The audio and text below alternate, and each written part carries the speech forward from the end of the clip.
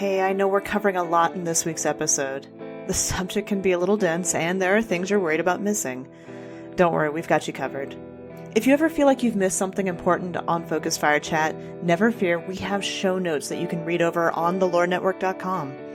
Thelorenetwork.com is a place to find all the episodes and their show notes, but also articles about the lore of other games, TV series, books, and other franchises in general. That is thelorenetwork.com. THE-LoreNetwork.com.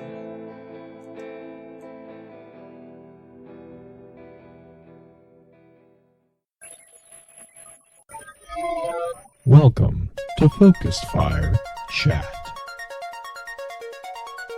Explore together. Welcome to Focus Fire Chat, recorded live on September 20th, 2019, over on twitch.tv/FocusFireChat as we continue our discussion over Crucible stories. This particular episode will serve as what we have come to call the advanced session of the week's exploration. Congratulations to those who signed up for a deeper dive. Before we go any further, however, let's run through a quick introduction of who all we have with us on the show. As always, this is your host, Blue Crew 86. And this is the Liam Neeson of Crucible. I will find you. Green-eyed music lover. And she will hug you. Yes, and I will hug you with a shotgun pressed to your belly. Not your... anyways. And last but definitely not least, in the hot seat as guest co-host, we have our good friend LuxRegalia. Lux, how are you doing? Doing good. I'm glad to be here. Awesome. Well, enough with our chatter and our introductory notes. Let's go ahead and just dive right in. And as I kind of mentioned before, I'm not actually going to do a Lost Lore session this week because it's kind of going to be one giant session, right? It's just going to be, all of this is going to be really Lost Lore. That kind of being said, I want to give the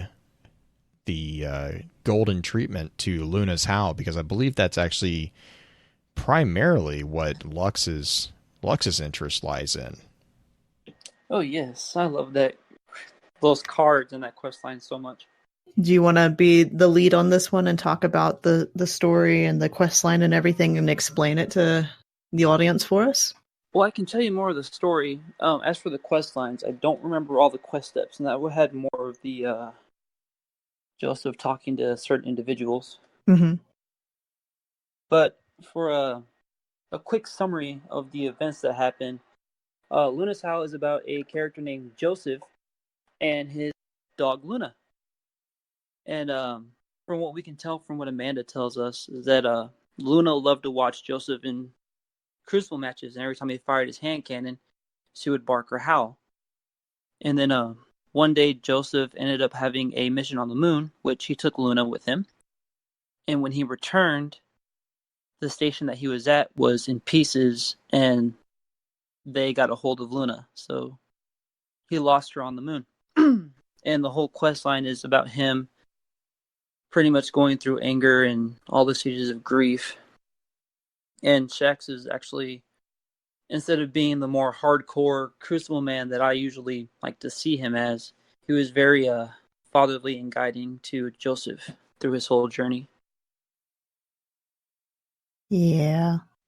The story is it's such a sentimental one because it's super easy to relate. And I think, Blue, you had mentioned this in kind of show notes a little bit, but when we were talking to John Toe back at Guardian Con, that was one of the questions we had brought up, was about the pinnacle weapons, because he helped write those, or he did write all those. I think he actually wrote Luna's Howl. And so It wasn't, the story was not so much based on any employee or anything like that. It was more so what's relatable. The loss of a dog is super relatable to a lot of people. Yeah, and the reason I called that out is that so there is a employee, I think she's still an employee with Bungie, Josephine, who goes by the Twitter handle Cortana5. She has a dog named Luna. Her dog is named Luna, and so there was a bit of confusion because people were like, wait, what happened to Luna? And it was like, no. And so there's one of the devs, I want to say it might have been John. I don't know. It's the user is by the name of Tocom on Reddit. They actually clarified, and they say, quote, Luna's Howl is not based on any Bungie employee. While this is a crazy coincidence, Luna's Howl was something the team wanted to do to showcase a different side of the world and to Shaxx. End quote. So yeah, it was just a kind of crazy coincidence that Luna was the dog's name and Luna was Josephine's dog's name. So which she's a super active Twitter user. Yes, she is. She's fun to follow. Yeah, she's fun to follow. Yeah. Mm-hmm. I did want to also just kind of call out. Do we ever get confirmation that Yosef is male? Yes, I think. Do we? I'm pretty sure they use the pronouns him. Yeah, it's because it's from the conversation he has in one of the quest steps with Amanda Holiday that Luna liked to watch him in his Crucible matches. See, like, hang on, let me pull it up real quick because there's nothing in the actual card that gives you that. No, because the only line, card. the only reason I kind of pushed back on this is because in it's called Pain and Guilt. And it's Amanda to Yosef, and she says, I used to see her watching your matches on Shaxx's feed. She'd bark every time you'd fire that thing. It was music to her ears. So which is about Luna. Never refers to Yosef. I'm just curious because like I actually went into it thinking that it was a male, and I'm like, the only thing I was able to figure out is that it was a hunter. We do know that the Guardian is a hunter, and the dog was a female that was, like you had mentioned, was killed by the Hive on the moon.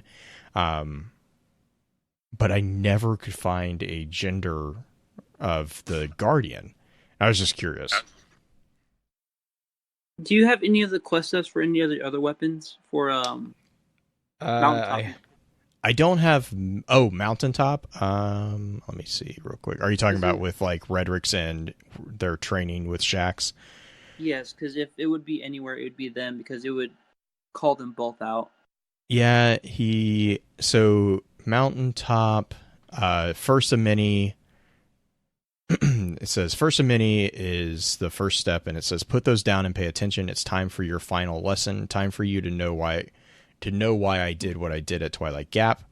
Next step is the third wave, which is again, a Shaxx quote says, I face an impossible choice. Disobey my superior or let the city burn. I relive it every day. There are some who have never forgiven me. No second chances is the next step. Another quote from Shaxx. If no one follows orders, then chaos will reign. But your allegiance to the greater good can outweigh your obedience to another. And then the final one is, if I'd made a different choice, none of us would be standing here. That's the burden of command, one I'm glad to leave to others. Now, can I just say the most depressing quest step line comes from Hawthorne? Oh, the one about Lewis? Sometimes, yeah. So it's kind of a brutal truth. Yeah, that she gives him. Yeah, but. Like that one says, sometimes Lewis takes off for days at a time. He needs his space. But I think he wants me to get used to him not being there. Even you Guardians have to be okay with going on alone. Hawthorne to Joseph Yosef. Which makes sense given that the Guardians are immortal. Like the only thing that would be constant in a Guardian's world, which also kind of explains the separation between Guardians and civilians. Mm-hmm. Because like the only thing that's constant in a Guardian's world is other Guardians. Everything else that's like caught in the mortal, like if you want to refer to it as like the mortal coil, they age and die. And it's like whenever you look at like vampire myths, the mythos of a vampire refers to the mortal, creatures. They're like mayflies to the experience of a time passing for an immortal creature. It's not, it's just, it's something that they have to be okay with, which it's also, like I said, it makes sense that a Guardian would kind of distance themselves from civilians because that's a source of pain, really, ultimately. So the idea that Yosef or Joseph is male or female is pretty easily recognize because Yosef could be a shortened version of Josephine. Right. Mm-hmm. And again, the only reason I bring it up is because the explanation for this story is to to go back up to this quote. Luna's Howl was something that they wanted to write to help resonate with everyone. Mm-hmm. And again, it is. I think it can resonate without having gender specific on there because everybody's lost a dog. I'm sorry, I didn't mean it like that. I'm just saying it just was interesting to me that there is not, at least that I could find, a specific gender pronoun assigned to Yosef. I think it's just super interesting that guardians sometimes have pets. Yes. I'm gonna borderline make a really weird comment, but in the eyes of an immortal creature, technically any mortal thing could be viewed as a pet. Oh my gosh, I cannot believe you went there. But I mean, even though we are an immortal creature, quote unquote, a companion is still something that I think that most guardians would desire in some respect. Even no matter if you're immortal or mortal, some people may not. Some people may want to go completely alone. But yeah, Black Flag for the puppies. Yes. Come to think of it, wouldn't so let me put you in my state of mind for a second. When you look at a ghost and a guardian, you could also see that as like a couple where in a ghost's eyes, from what I've read from the ghost stories and stuff like that, it seems that when a ghost finds their other half, that would be the guardian, right? So that could be enough of companionship for a guardian for the rest of their lives. Right, yeah. If they get along, but yeah. Which is another question. They can tell, for the most part, who they're rezzing when they res, right? Well, this is going to be a fun tangent. So that can be questionable because you have Cyril come up. You have Cyril, you have Don Quixote, you have the windmills and that talks about where she was, I want to say, desperate when she rezzed her guardian because she can see that his soul was a little tired, but she rezzed him anyways. Or if she waited a little longer, that was Cyril. Tired his soul was. That was Cyril. The other one that comes up is the warlords, like as a general rule, because you get one of those in the ghost stories as well, where the ghost actually was like, you know what, F you, I'm done, like, and she actually doesn't res him because she completely and utterly disagrees, which is actually I really like that. Slaughtering people. Oh no, yes. right. But what I'm saying is the implication there is that the guardians do have a degree of free will, like they can get resurrected and then they can do their own thing. It's not the ghost. It's not like the ghost proxy controlling the guardian. Yeah. And also, wasn't there in that card she says that if she wasn't so desperate and she had waited a little longer, she could have been able to tell. So to me, that's more of a ghost have more of an option of choosing who they can revive to be their companion. Yes, and you see that with the 117 or pulled pork. Oh yeah, well the pod 10201, which whatever. I still disagree with that, but anyways, like you see the ghost mentioning that with the fact that they did have a conversation with supposedly they had a conversation with that person before they chose not to resurrect him. And you also see that with the two ghosts that are within the ghost stories that are looking for the speaker after the tower has been blown, because they mention that the speaker was really adamant about being sure to resurrect only those who are worthy. So again, kind of going back to Lux to what you're saying is like, again, there is a degree of choice, right? There does seem to be a degree of choice there. So I'm going to redirect us back to Luna's Howl. And you had mentioned in brief that there is a very generalized version of the stages of grief through specifically the quest step quotes. Yeah. Do we want to go through those guys? Yeah, we can. Sure. If you want to. I mean, we could also just move on to the next weapon because we've talked about Luna's Howl and some of these quotes already. But I'm just trying to get us back onto Crucible topic. Yeah, I don't mind the tangent, but redirecting. It's good. So like you have, I can kind of hang on. Let me make sure I'm pulling up my notes on this one. Shock and denial, pain and guilt, anger and bargaining, depression and loneliness, upward. It seems to me that even though the Crucible is used as a proving ground for most Guardians, they can use it as a form of catharsis. Recreation, or catharsis. Just to get rid of some pain or anger. Because I'm pretty sure a lot of Guardians lost a lot during the Red War. And I'm pretty sure most of them would have been more aggravated that they weren't the ones to get their light back, because canonically we're the only ones that got that before Gaul came back, correct? Yeah. Initially, yes. Before the Traveler burst out, yeah. So, I mean, as far as a cathartic thing, I would agree with you on that Crucible can oftentimes, that could be a reason people go into Crucible, is to use it as a catharsis. I mean, you want to talk about some weird lore complications, is the fact that, we were the only ones who technically got our light back, but Crucible was still around. But was it? Shax was still there on the farm. He was, but I mean, that's a point of contention that I'm like, I don't... See, I kind of beg the question of, was Crucible still around until the Traveler reawoken? I mean, with Shax being on the farm, that's before the tower and the Traveler being completely reawoken. I mean, I guess my point is if Crucible was still around, then you were returning to light a lot of Guardians. Mm-hmm. And that kind of flies in the face of what the Crucible is stated to be. Right. I mean, because video game is the easy thing, but oh yeah, right. No, and that's 100% of where I'm kind of going with it. It was like, no, because they still had to have their PvP piece to appease that group. Which is, go for it.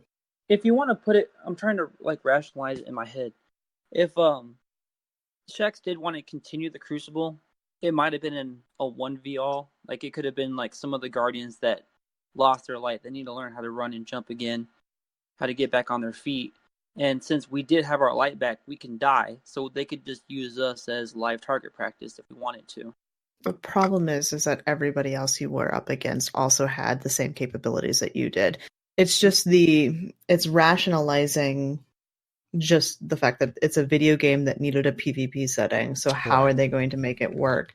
Yeah, Dino is kind of on the same page.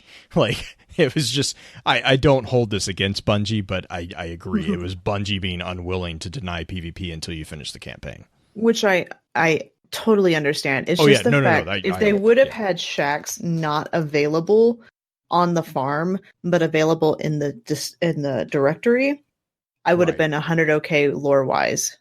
Right. But because Shax was on the farm and talking about getting back into the Crucible. Right. No, I mean, that's where I would rub up against it. Yeah. And I'm on the same page. That is one of the inconsistencies. And I'm like, it's just throw it over your shoulder. Wicked. Let's separate the wheat from the chaff. I mean, if you want a culling. Oh my gosh. Real quick though, to go back to the comment about the stages of grief. So you kind of see, like in Lux, you kind of mentioned this, like shock and denial.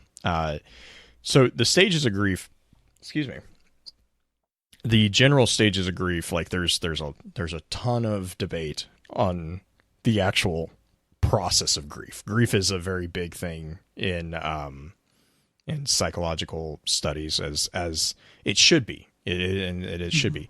The very popular model is often referred to as the 5 stages of grief. It's from a thinker who goes by the name of Kubler-Ross and Kessler, David Kessler, and I believe it was I can't remember Kubler-Ross's first name. I feel terrible about this. Elizabeth Kubler-Ross. And basically the 5 stages, they are denial, anger, bargaining, depression, and then acceptance. Later schools will come back and kind of be like, well, it's actually, they disagree with the order, they disagree with the assignment of that stuff. And not to go down that rabbit hole, let's just stick with the 5 right there. So you see that in Luna's Howl quest steps you have like shock and denial. Well, that's going to go with denial as the first step. Pain and guilt is kind of the same. It's kind of the whole denial aspect, because you have that pain and you have that guilt. And pain and guilt, honestly, is going to be prevalent throughout every stage of the process up until the end. But the next step in the 5 stages is anger. So then you have the anger and bargaining. So anger and then bargaining. Anger anger is kind of self-explanatory. Bargaining, bargaining is a little bit of an oddity. Basically, a lot of times what you see this is it's kind of before the loss, especially in prolonged losses. You'll see it in quick losses as well, but it takes a little bit of a different flavor. But what a lot of times you see is survivor's guilt. What if I devote myself to this? Will you bring them back? And this if only start happening in your head. That's bargaining. And then you get to depression and loneliness, which is the 4th stage, arguably, which I think, Green, you mentioned this is Hawthorne's quote about Lewis taking off. Depression, again, you guys probably know depression's pretty self-explanatory. Loneliness is a component of depression oftentimes. And the final stage is arguably acceptance. And you see this actually in the stages on the quest step as the upward turn. Because what happens is you go through your depression and your loneliness, and then you hopefully will get to a point where you have an upward turn and you start reconstructing everything, which is where you have upward turn, reconstruction, and acceptance. Acceptance is really just exactly what it sounds like. You've accepted the loss that you have experienced, and you are ready to move on. Which actually transitions very nicely into the Not Forgotten quest steps. And then the quest steps for that are hope, always faithful, and not forgotten. And it's just it's a really touching way of watching this guardian go through this process of coming to terms with the loss of their partner, really, or a partner. I would say that the best way, if you want to go out to read this, the best way to the best order of reading it is actually, I would say, read the quest steps. So read the quotes from the quest step, and then read the lore entry for Luna's Howl, and then come back and read the Not Forgotten quest steps. That seems to be the most seamless transition that I was able to kind of get, because the Luna's Howl entry is actually following the completion of the quest. Whereas the quest step actually is, literally it's like you're walking through the process. It's a continuation. You're not technically going to get the actual Not Forgotten card until you get Not Forgotten, unless you go to Ishtar Collective and just ruin it. But, Well, and I think Not Forgotten requires you to get. I have no idea. Whatever. Lux is still trying to get it. Not Forgotten is the one that requires you to have Luna's Howl, correct? That's the connection. Okay. So as far as the quest steps go, you have to reach Fabled and do hand cannon kills, solar weapon kills, and stuff like that to get Luna's Howl. And then from there, you have to get so many kills with Luna's Howl. Are they headshots or are they just kills? They're headshots. And then after that, you have to reach Legend. Yep. Which is the place where most people get stuck, because getting to Legend is kind of a pain. Mm-hmm. I'm still not even trying to go there. I know Lux has been trying for a bit. It's just... I was 500 points away. Yeah, and like chat's saying, just to be clear also, there is no Not Forgotten entry card. The only information we have for Not Forgotten are from the quest steps. So they're just the 3 quotes there. The quote you do get from Shax. I think it's slightly altered, but when you do pick up Not Forgotten, he says that she would have been proud seeing you stand there. Oh, okay. Or something along those lines. Yeah, When the you one pick that up- I have is Not Forgotten. She used to glow with pride when you'd return from a match. Mm-hmm. The other thing is, and Lux, I think you mentioned this too, is this shows us a side of Shax that we really, it's you haven't seen it. Because the other cool thing about Luna's Howl is that this is a gun that Shax personally donated materials to Banshee to be made for Yosef. And he says, when he hands it to Yosef, he says, this isn't a replacement, but it will help you finish your business with the Hive. Then I expect to see you back in the Crucible. We could use the inspiration. I think that's from the lore entry card, correct? Yes. Okay. But I think you're missing some of Joseph's reluctance to get the weapon when he first sees the Right, lack of yeah. block. No, that was just the quote from Shax when he handed it, because Yosef was like, I don't have the funds to pay for this, which was that was a cool interaction. I think it's interesting how Shax can build swords and make swords, but Shax does not want to touch actual weapons. Sword Or is an actual actual guns. weapons. I said a sword is an actual weapon. Thank you very much. I know, I corrected myself. I'm sorry. I don't want to get emails about it. Here's a question I have for you, Blue. When Mhm. it comes to Shax, do you believe that Shax was so, I would say, obsessed with a sword before or after Burning Lake? Well, he was a master swordsmith before Burning Lake. That's Was why he? he was. I Yeah, don't remember seeing anything about that, so... yeah. Hang on. I'll dig into. Because I went looking for that in Ishtar before here because I had talked to Green about it beforehand. Because it would make sense if they barely got through Burning Lake by the skin of their teeth. So Shax wanted to learn about those blades, and then it falls nicely into the conversation, or I wouldn't say conversation, but when Shax knocked the door down while the consensus was talking about going to the moon. Which Burning Lake is the event with the Hive, correct? With the Hive Knights? Right. Yeah, the when Hive they Knights, first ran the the Ascendant Blades. Mm-hmm. Just clarifying for general audience. Well, and so from Taken King, you have the swords card, right? And it's it's a quote from Shax that says, "There's no grace in their making, but we can change that." And it says, history might come to call it the Great Hive War, but others will remember it as the day the swords came to the city. Luckily, Lord Shax's skills and research in all matters of swordplay will help ease this new age of weaponry into the Guardian fold.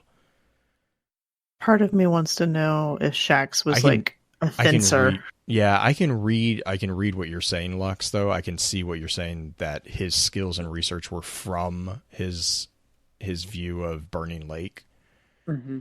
Let me see if I can find... That'd be a good quirk of Shax. So, well, at least I would put on him that a man like that being beat, he would put everything into making sure that that's what I can see exactly what, because that's off the Raise Lighter. Yes. Mm-hmm. Now, the only thing, because in Raise Lighter, he says, "Did you not read my report from Burning Lake about the Hive's weapons? Those swords, they're like nothing we've ever..."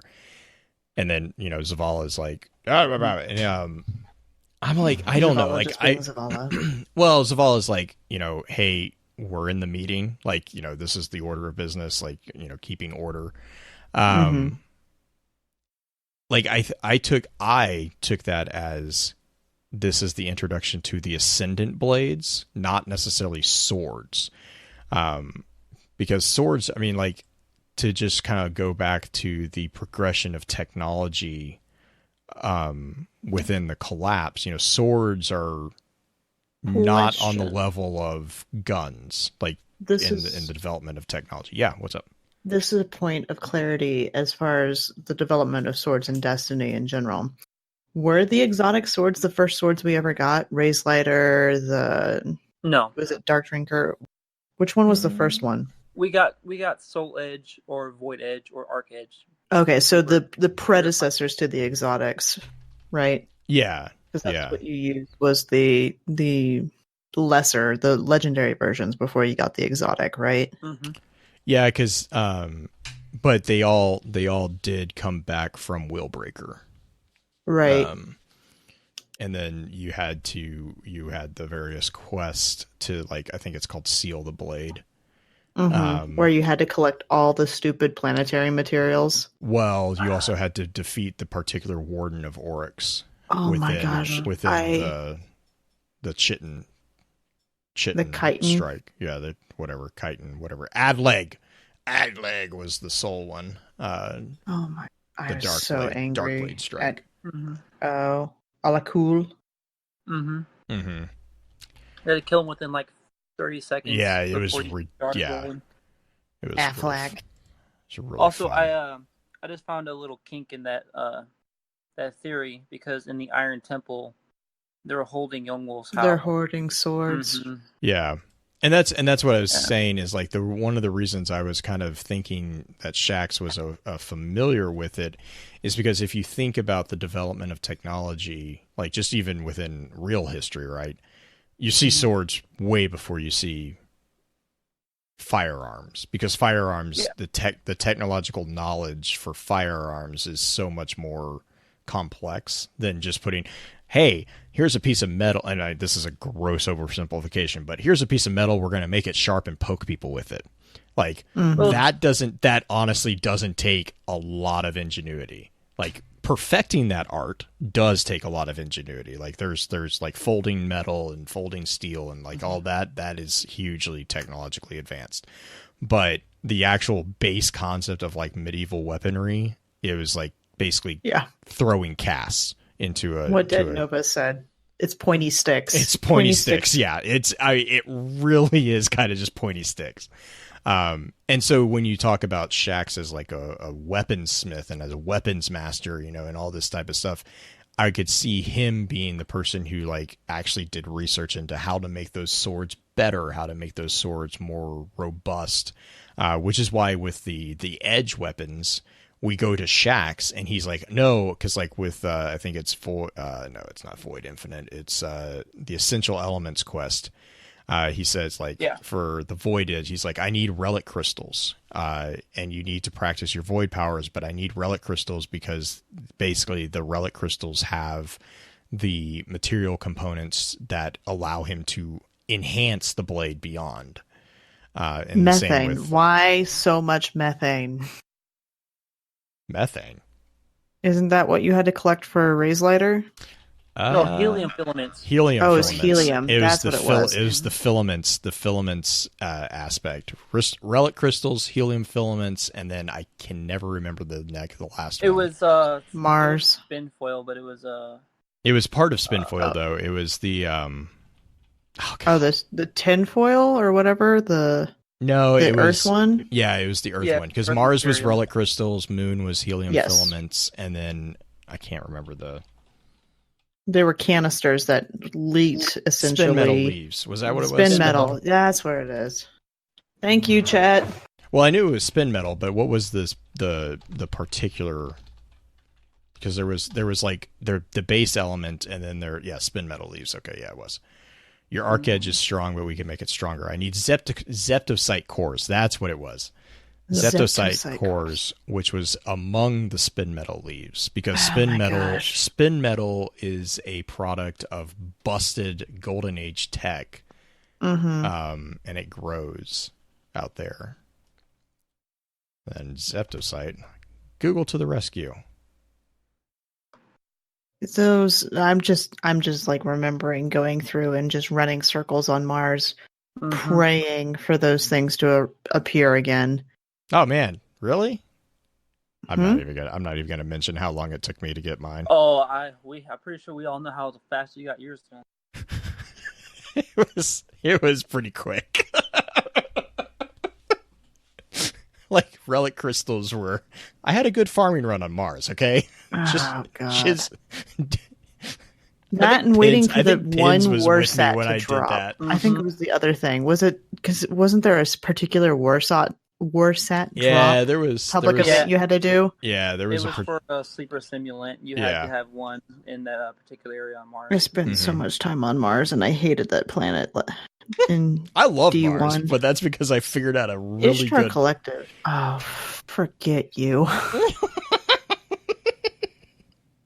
I think Pins was with me when I did that, or Pins, or it was either Pins or Kai. I can't remember, but they were so mad at me. I refused to get any of the other swords because of how long it took me to get Dark Drinker. I was just like, nope, I'm done. I'm out. I'm out. I'll be honest. The element that always eluded me was helium. That was the one that always I could never find enough of.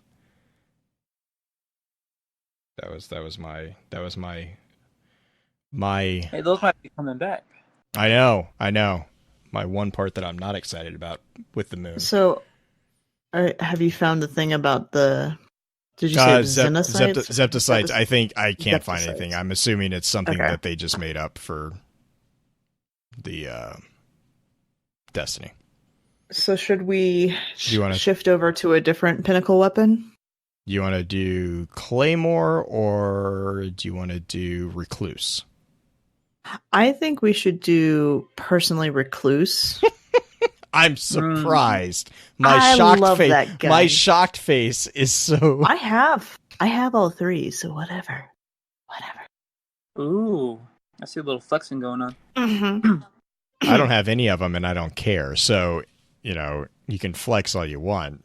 You're still not going to be able to jump on top of the box. I'll show you how my hunter can jump on top of the box. Anyway, listen to the top 3 episode if you're willing to hear a lot of stories about some really gruesome things. Shout out to that episode. So the Recluse. I actually have a question for you guys on the Recluse. So first off, the lore entry and the quest steps.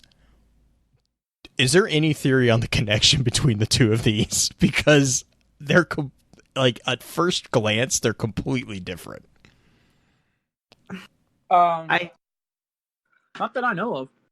Okay, because the lore entry talks about the initial encounter between Shax and Shur, right? Mm-hmm. And the quest step is Shax pining over the itty bitty spider song.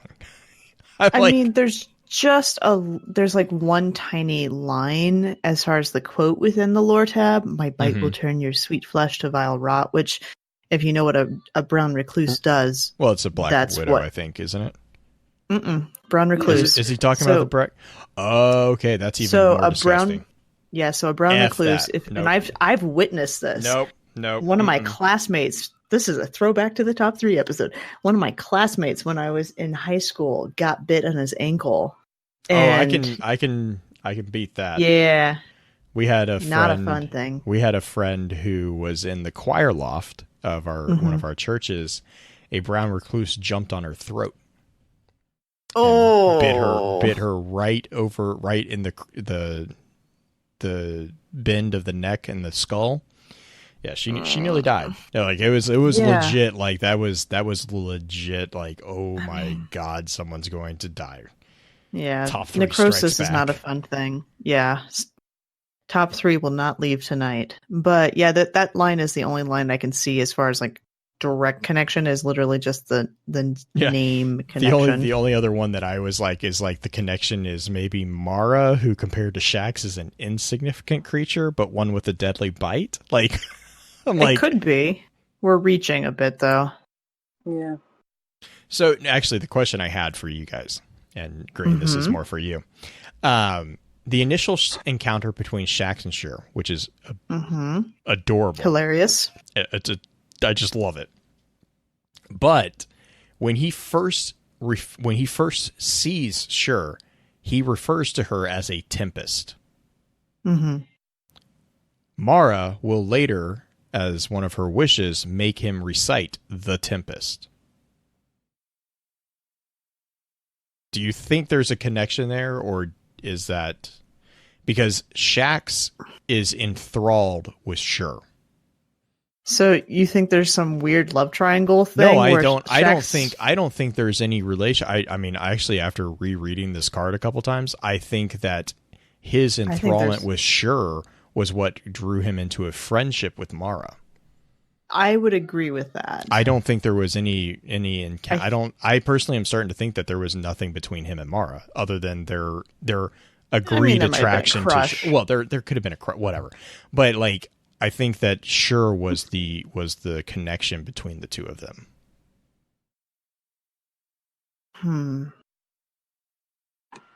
I mean, I don't know if that's. I love how Chad is so kind of mad at me right now. The helmet stayed on. Maybe Mara bit him. Oh my gosh, guys! The helmet stayed on because of necrosis. Oh, odd. So underneath the helmet is a spider. I mean, Lux's granddad wore sunglasses. You know, it's. Oh God.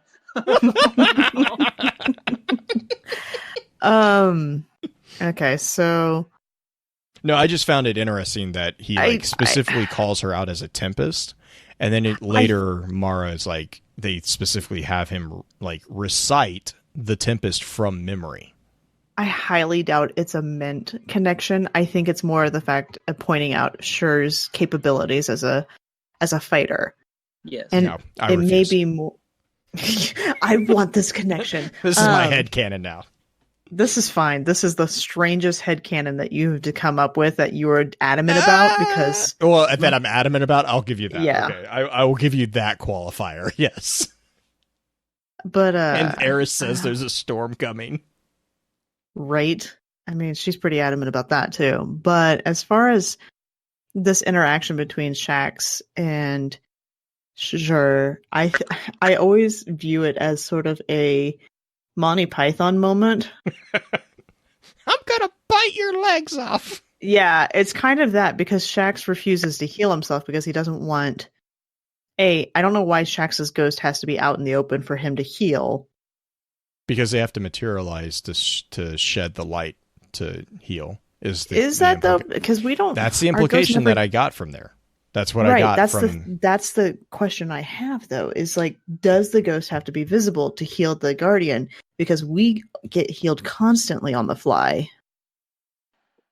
As long as we're not taking damage, right? So... Mm-hmm. I mean, so he limps over towards her. He's like, this was the work of a ballista. He supposed Dark Age weaponry. Nothing else could hit so hard. I mean... Shax is trying to bolster himself that he got bested by a girl, is what I'm reading in this. I actually don't read it that way. I think like he's trying to figure out what in the nine hells did hit him. Oh and yeah. He's like the only thing that makes sense to him is it's just so dramatic. Well, it's Shax. Exactly. So the fact that he would call her a tempest fits in with the drama queen aspect that Shax is. Yeah. And you could tell that to Shaq's motivation. Drama queen. Call out Issachar again on the episode. Yeah, and anyway. actually chat's talking about this right now too. It's like and Nova is actually on where I was mentioning is this answers why Cade pulled his ghost out during the Baron fight. And you actually do see that commentary a lot of times, and Dino says this as well. Canonically, every ghost has had to materialize. And I think, going back to the conversation with Shax and the farm, I think it's just a video game throwaway, because you'd have to render a ghost every single time. I get that. It's just interesting that is something that we've never had brought up until Forsaken, because of the whole why is Cade bringing out his ghost to heal him. That's not something we've ever discussed in D1. Now that we're seeing it in D2, it's just interesting to clarify. Right. Yeah, and we see it also with there was another Guardian who went up against the Rifleman, Marin Manassas. Right. She's the one who established that there is legitimately a telepathic connection between the ghost, because the ghost is able to pulsate messages through sensation of her hand. And that's doubled down here with Shax because he kind of tells his ghost to stay hidden. You know. No, I see, and to go back to your initial question about the whole thing, do I see a connection between the lore entry and the quest steps? I think it is merely a story about Shax's history and connecting him closer to the Dreaming City and Mara and Xur.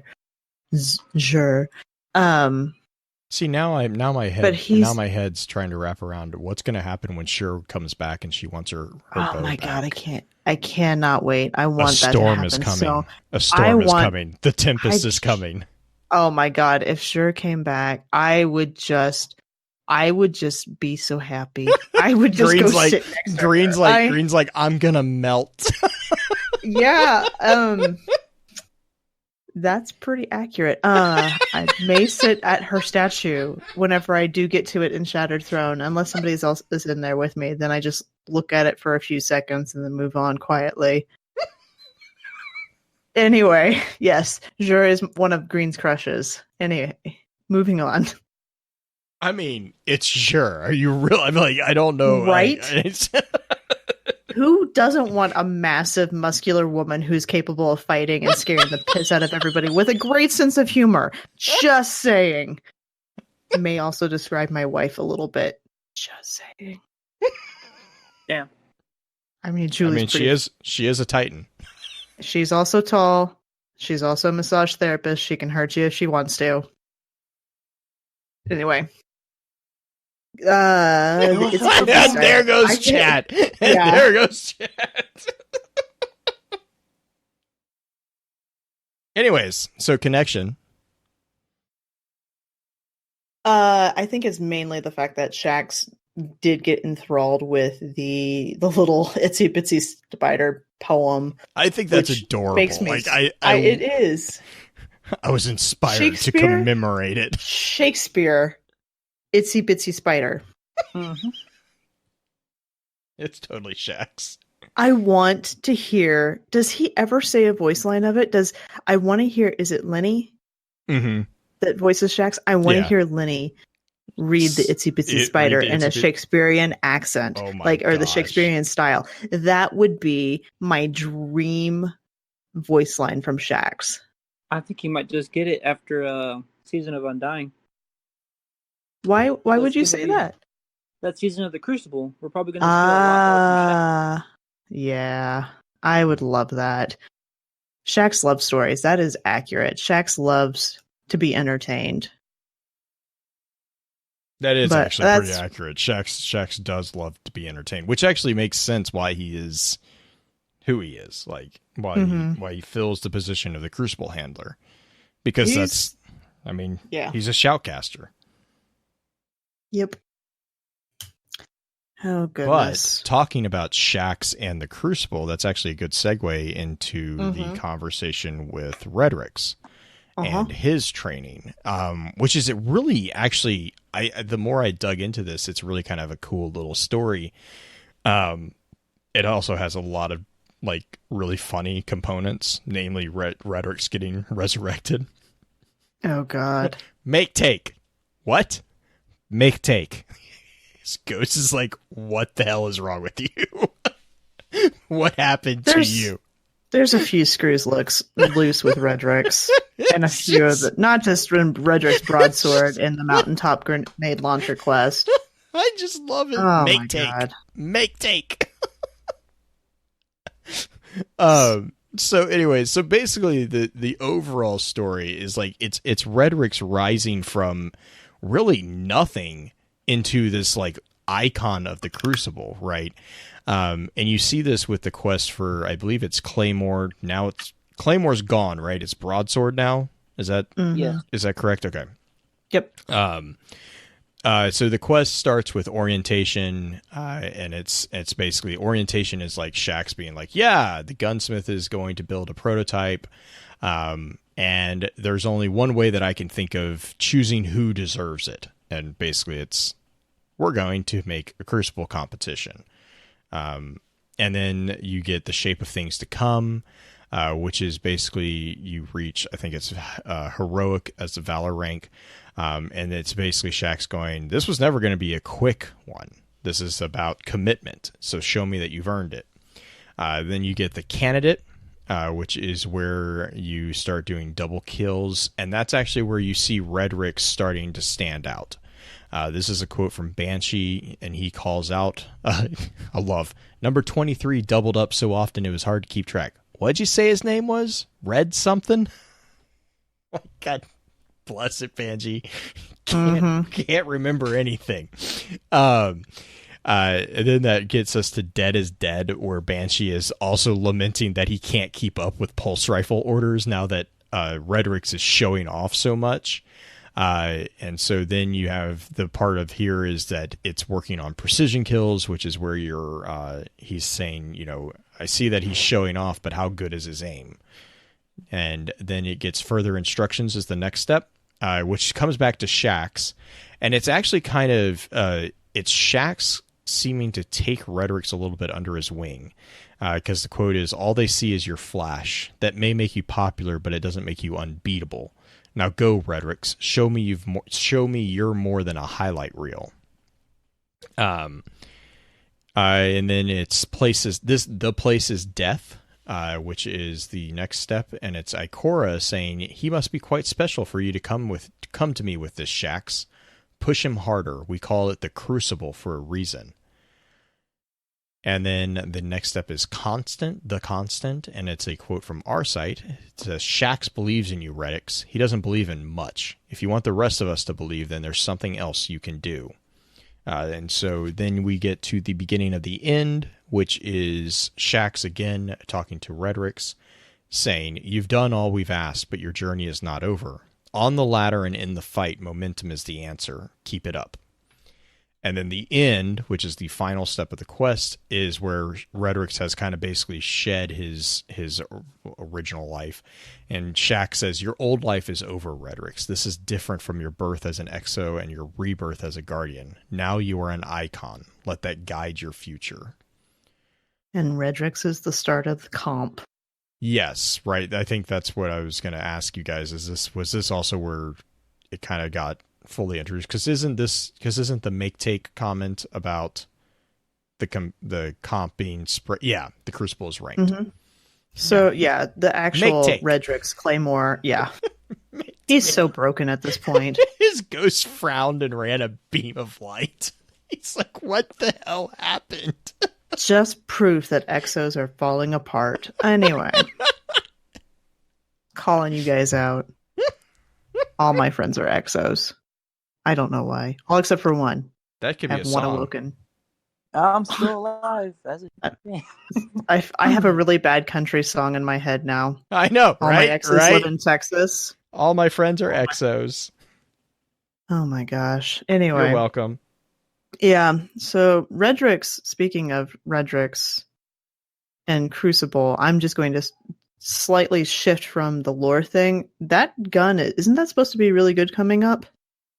Yes, it's their archetype pulse rifle is going to be able to 2-tap if you get all the bullets on the head, and the fact if it's Prox Desperado that will have the fastest time to kill in the entire game, if I'm not mistaken.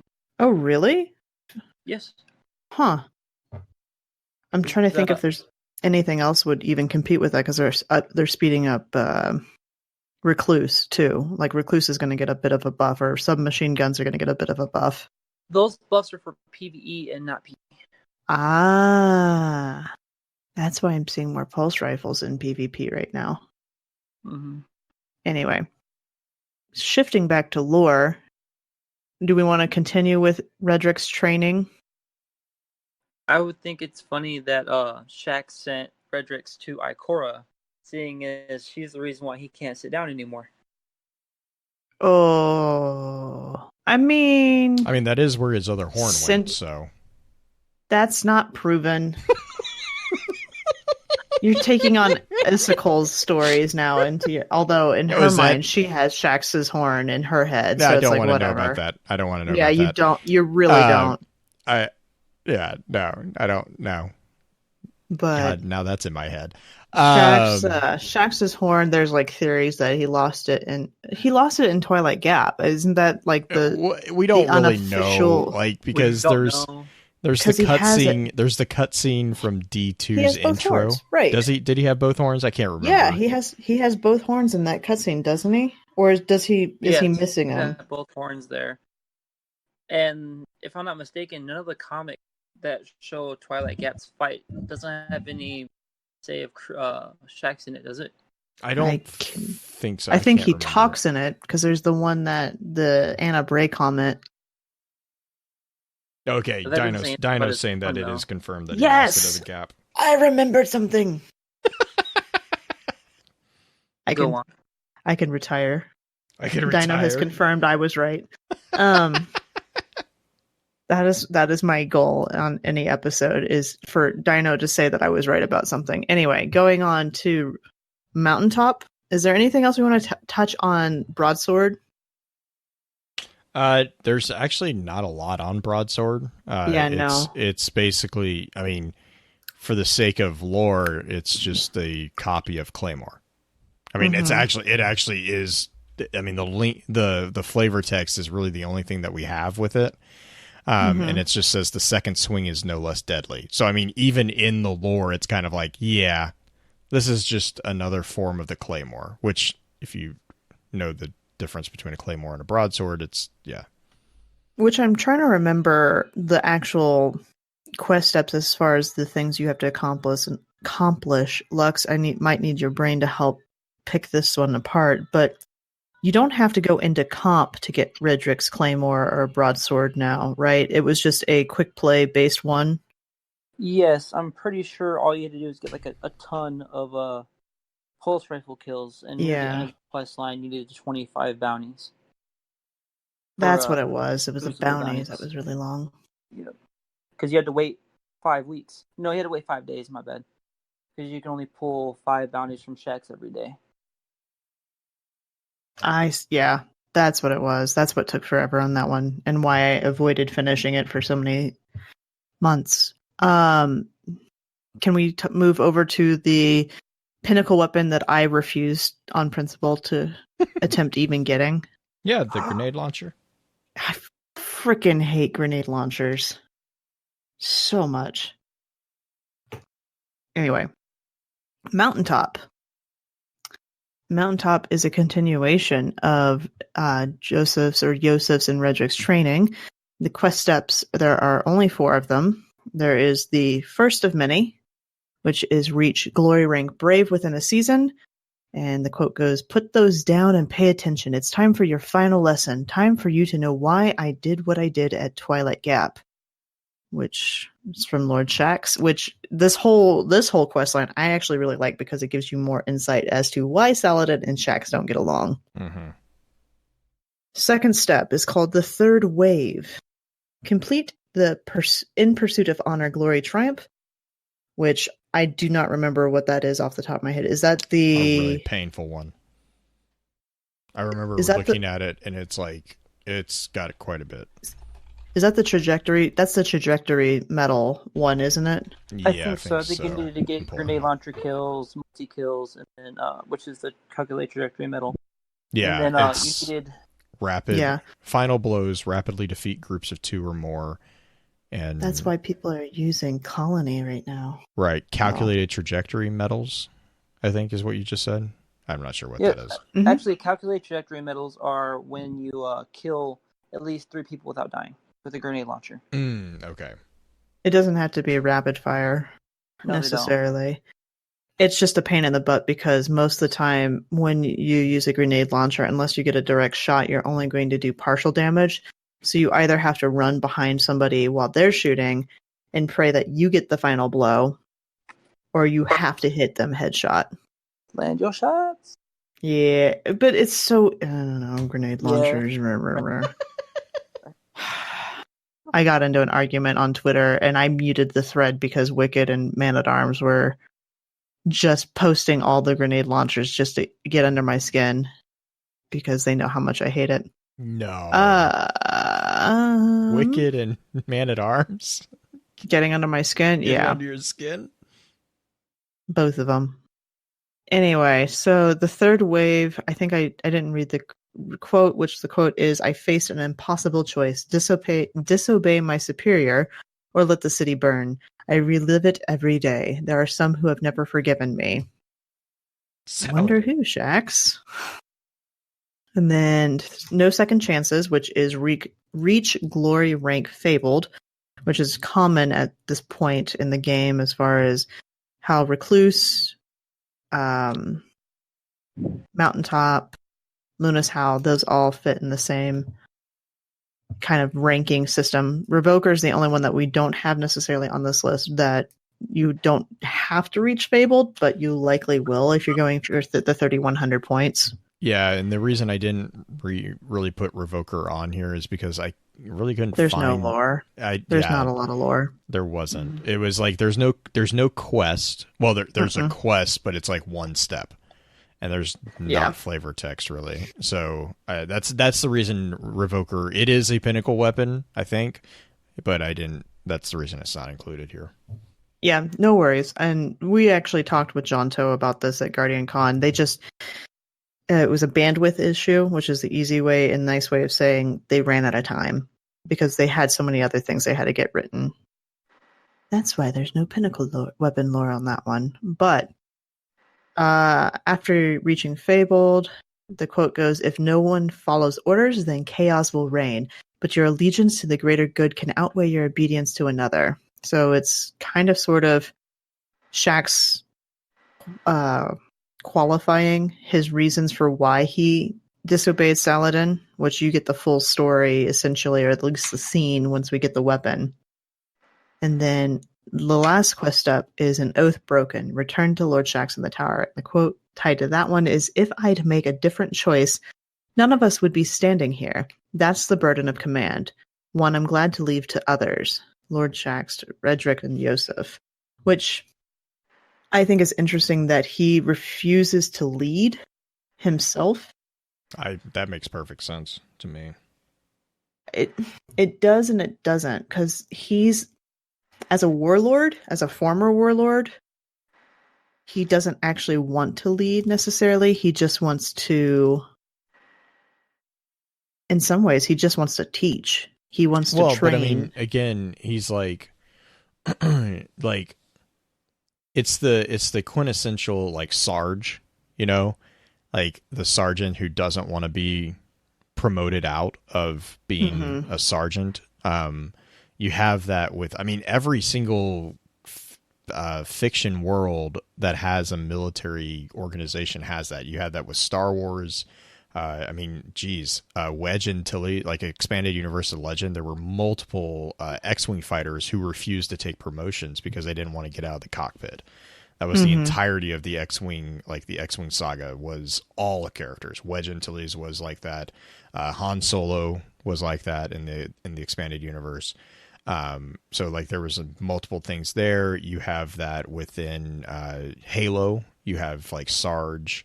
A lot of the Spartans kind of bucked against promotions too for various reasons, some of which they didn't necessarily want to get out of the field. Sarge didn't want to get out of the field. He's and Black Flag's right. Yeah. He's comfortable with where he is. He knows what he's supposed to do. He likes what he does. Right. And, you know, it's just interesting for somebody who was a warlord in prior. Well, but I mean, it also could be an explanation of why he is no longer a warlord. Well, besides the fact that warlords are not exactly it could be the explanation of the transition for him into Lord Shax instead of warlord. I mean, like it could have been like he could have been one of the more benevolent warlords. We know that there were benevolent warlords. They weren't popular. Like there wasn't a lot of them. Right. But he could have been one. I mean, like if his personality is this way, then I could see Shax as being one of those benevolent dictators. Like, and I know that sounds like an oxymoron, but I'm talking about like the historical definition of a dictator. You know, like Shax's explanation for the concept of your allegiance to the greater good outweighing your obedience to another.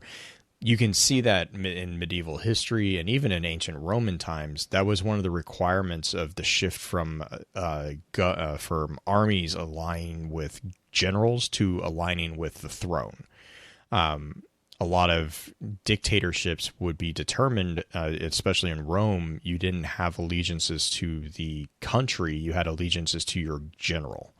And that's where a lot of the civil wars within those military situations would come from, is because those generals would get mad at each other. They had an army, and they would just march against each other. Like they didn't owe anything to the city itself.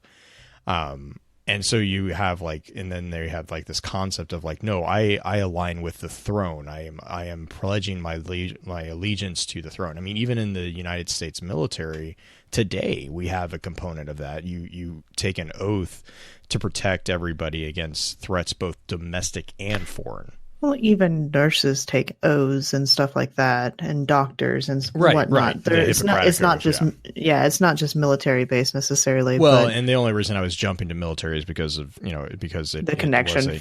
It was a clearer connection for me there.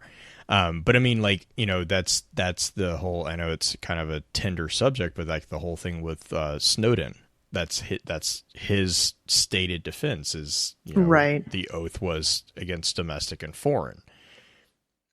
You can take your opinion. I'm not going to go any further on that. The politics is what it is. But what that oath is that's what that oath is there for, is that concept of, you have to be able to protect the greater good against your obedience to a particular individual, because that particular individual could be a threat to the greater good. That's the entire point. That's why we have the whistleblower thing too, but it's that's the fine line that all people who even ventured down that road walk. Yes. It's are you doing this because it's actually for the greater good, or is it something where you're actually disobeying? Mm-hmm. Exactly. So that's always going to be a finicky subject, no matter where you're at in history and whatnot. And you see that with Shaxx, right? Right, you see that with Shaxx, because to Saladin's perspective, it was, you're being disobedient, right? And should you see that with the card? With the webcomic too. Yeah, should we read the card? Sure. Since it's between Saladin and Shaxx themselves. Oh gosh, the screaming match. Is it an actual screaming match? I'd say. There's a screen where screaming and Jack is giving a more calm outlook at it. Which one? Where in the mountaintop. Mm-hmm. Is that what you're talking about, the lore card? Mm-hmm. Yeah. I see it. It's just like Saladin's being like, "No, you need to get back here." Yeah, now. that's what I mean. It's that's what you mean. I hear Saladin screaming, and Shaxx is like, "Yeah, nope." Mm-hmm. I wonder if Shaxx and Saladin did not agree ahead of time on this one. This one, obviously, they're not. You could see why they wouldn't agree afterwards, but is there an actual heated thing before this? Yeah, I do kind of get that, because okay, well, let's just read it real quick. Do you want me to read it? Do you want to read it? Who do you want to read it? Do you want to yell? My voice do you want to be Saladin? Lux, do you want to yell? Do you want to be? Do you want to be Saladin? I don't care. You be Saladin. I'll read the Shaxx lines, which are the not bracketed lines. Okay. Fire team. What advance on the wall? Fall back. The Red Bricks District. Shaxx freezes with a Vandal's windpipe in his fist. He waits for Saladin to justify the strategy. I repeat, all teams rally to the Ridgeback District. Do not advance. City is lost. Shaxx drops the Vandal, then empties the rest of his clip into a captain. He and his fire team are running on fumes. The dead, fallen, and Guardian alike litter the Twilight Gap. Shaxx, do you copy? He risks a look over his shoulder at their home, the place they called the last safe city. Not burning, not yet. Gritting his teeth, he reloads. Shaxx, your orders are to retreat. He sees a gap in the onslaught of invaders and gestures to the others. Neki, take Abdi and Truce. Lu Fang with me. Bray, cover us. This battlefield is not your stage, Shaxx. This is not about glory. His fire team doesn't hesitate. Shax, for the final time, fall back. As the 6 of them crest the wall, Shax cuts the feed. Then they win. Ish. They win. And Anna Bray disappears. Yeah, and then Dino says, from the Sunbreakers mission, the quote is, "The Fallen were everywhere. Lord Saladin sent a regroup order to all channels. Zavala backed him. They weren't yelling, but it made my ears ring. Their exact words I can't remember, but Saladin and Zavala, their message was clear. All is lost." Yeah. There is. And then Shax is like, "That's cute," hang up the phone. I would say that Saladin does yell a little bit, just because of the exclamation point within here. The battlefield is not your stage, Shax. This is not about glory. I don't think he would say that necessarily calmly. I'm not saying that he yelled this whole thing, like the orders were yelled or anything like that. I would say that he really was adamant in those sections. But That's Twilight fair. Gap happened. Mountaintop, the weapon that I shall never have because I could care less. Also, I'm going to say it the wrong way just to poke at people. Wendigo. Wendigo. This thing's like a magical dingo in the wilderness. It's Yes, power. that is how that Magical meme. dingo. Uh-huh. Is it Wendigo? Wendigo. I'm not Australian. I have a beef to pick Not with the Australia. Australians, by the That's way. the thing that I'm confused about. Is it- Why is is it everyone not? saying it? No. I thought it was. I thought it was related to that. dingo. A dingo No. is Australian. A Wendigo is a people-eating creature from the northwest of Nova Scotia and Canada. well, It has nothing to do with Australia. It's cannibalism is whatever. what it is. whatever. Wicked. Thank you. It's like Arctic. it's How basically one of the big conflations with it is the Donner Party. It's cannibalism, evil spirit that possesses things. That's kind of the Wendigo. Okay. That's why I was completely confused the other episode when you're like, "Oh yeah, the Australians." I'm like, "What the hell does Australians have to do with anything?" I don't know. There's some stuff that made it into the game that's Australian. I know that. I cannot remember what it was. It was it was basically it's not the Tasmanian devil. It's Tabula? Oh, the something. Teraba, yeah. Teraba. The gun is terrible. Anyway, so I have more beef to pick with the Australians. Has nothing to do with Destiny, but that is something I will talk. Huh? Because the Teraba, I think, is so the Teraba mentions different animals. It's the Kudalong, the Gangaroo, and the Teraba. The Gangaroo? What the heck is a Gangaroo? It's a kangaroo that's aligned itself. It's a kangaroo with what? Like a gang of kangaroos. Oh, good Lord. You go to your corner. No. God. I think it's just Stop making up words. I think it's just a kangaroo, a large gray or black kangaroo is what I'm seeing. It's from the it's the Googie. I still think you're making up words at this point. I am not. It's from I believe it's Googie Yimithir, which is the language of the Aborigines, I want to say. Hang on, I don't know a lot about the etymology of Australia. I'll just defend myself that way. But it's the word from which kangaroo is derived from. Dino is, that's what I was thinking. Tasmanian devil is the Teraba. The Kudalong, let me make sure I speak correctly here. The Kudalong, I believe, is a bird. Yeah, shrike thrush. It's a small bird that's referred to as the Kudalong. But yeah, so that's what the Teraba lore entry is: the Tasmanian devil, the kangaroo, and the shrike thrush. And a fun fact that the Teraba actually looks like a Tasmanian. Yeah, the and I think they had a skin, didn't they? Isn't there an ornament on there that they had on there too? It's got more of that old kind of city type weapon kind of look. That's all patched together. Looking up images because I see the king or the Tasmanian devil because it's kind of like the the teeth and the face of it and everything. I see that. Yeah. And then I got you. in the lore entry, the Teraba, it mentions a geographic location, the Hawkesbury Sea. That is actually I think it's the area around Sydney, I want to say. It's in the Sydney area of Australia. I see. See, this is why we do episodes afterwards, where I just bring up stuff that I messed up real badly the former episode that Man-at-Arms pokes and Wicked poked fun of me on for 3 hours, so I have to mute the stupid thread, and then I correct it on the next episode, and no one's going to care. I try to be a professional. I'm kidding. It's but in totally reality, fine. you're just a sweet-voiced coot-along. Wait. Which one's the coot-along? It's the bird. Okay. I was trying to remember. It's like, that's not the Tasmanian devil. I don't want to eat rotten meat, Blue. And we're done. Chat's broken. You broke chat tonight. I didn't do it. All right. Is there anything else we want to touch on in Crucible lore before we start to wrap up this guy? Because we have gotten I've distracted us.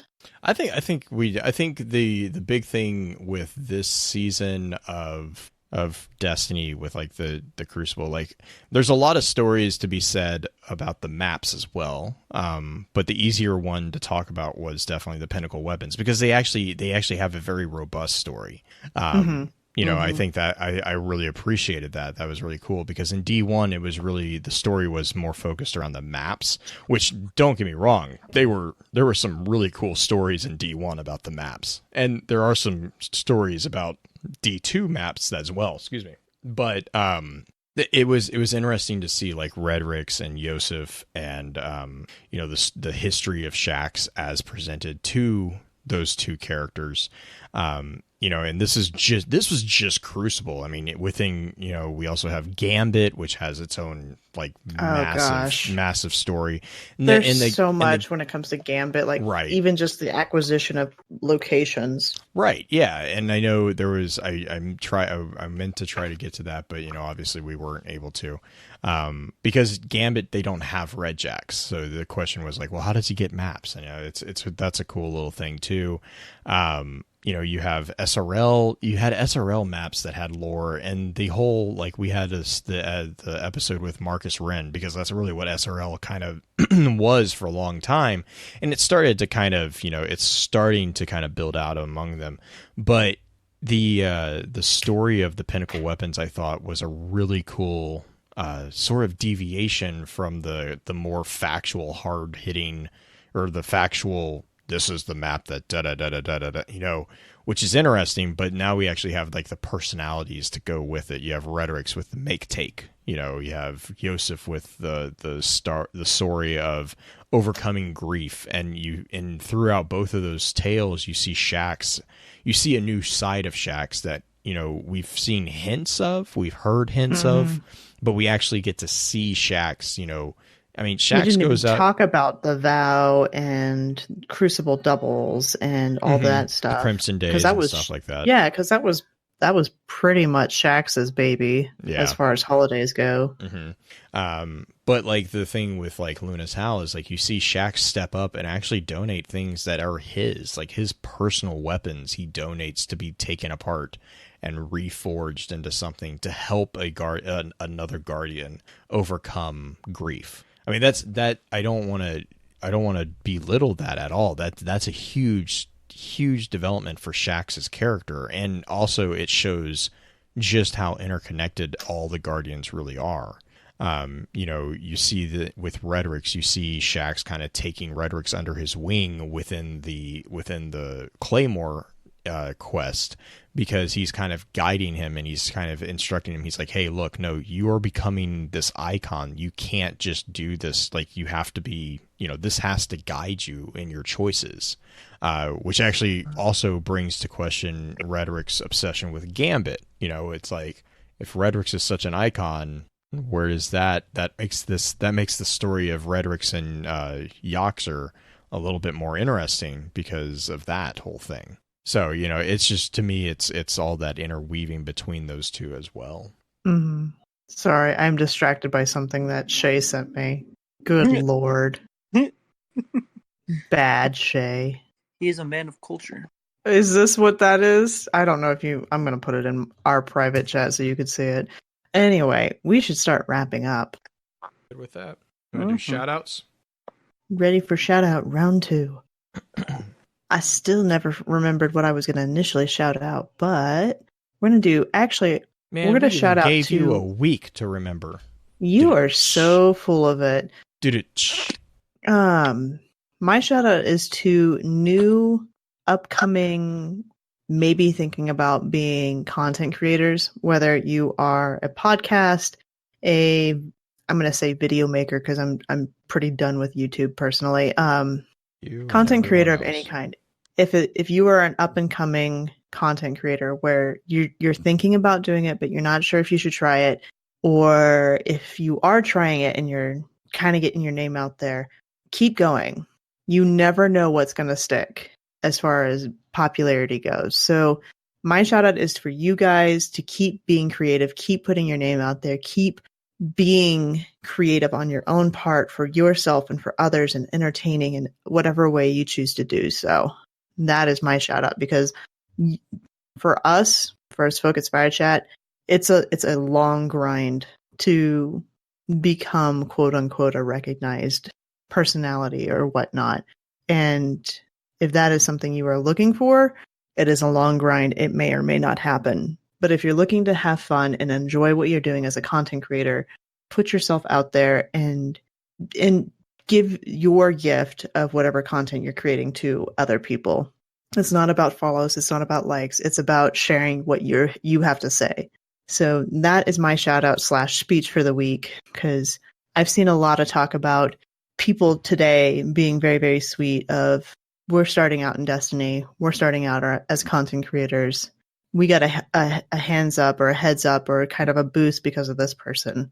Keep putting your name out there. Reach out to people that you look up to, because you never know who's going to respond and help, because we were all there in one way, shape, or form. And done. Lux, what about you? That's going to be a hard one to follow up. Yeah, that's why I'm making you do it. I'll do a general shout out as well.